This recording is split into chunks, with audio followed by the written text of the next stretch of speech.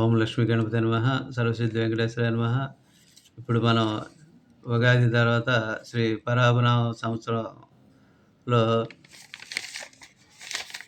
కుంభరాశి గురించి మనం చెప్పుకుందాం క్లుప్తంగా.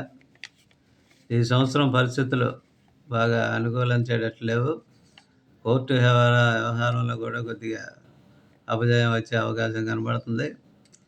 కుటుంబ సమస్యలు, జీవనం అస్తవ్యస్తంగా ఉండే అవకాశం ఉంటుందని ఊహించవచ్చు.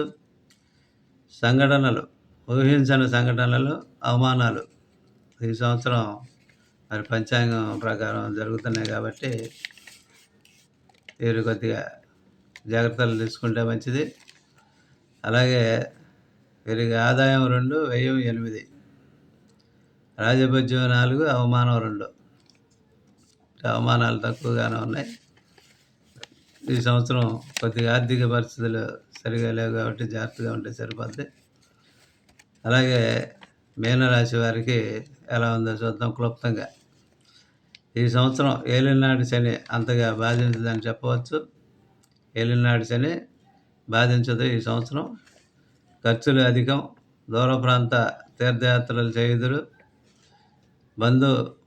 బంధువులలో కొంతమంది మరణాలు సంభవిస్తాయి. ఉద్యోగస్తులకు సుదూర ప్రాంతములకు బదిలీలు అయ్యే అవకాశం ఉంది.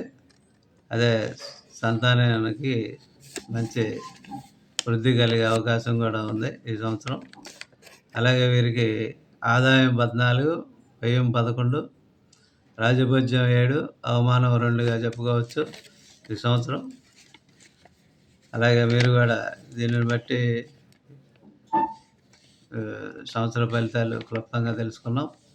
అలాగే పూర్తి వివరాలతో ఒక్కొక్క రాశికి తర్వాత మనం చెప్పే ప్రయత్నం చేద్దాం. పూజలు కానీ ఏమైనా. ఓం నమో వెంకటేశాయ నమః. ఓం శాంతి శాంతి శాంతి.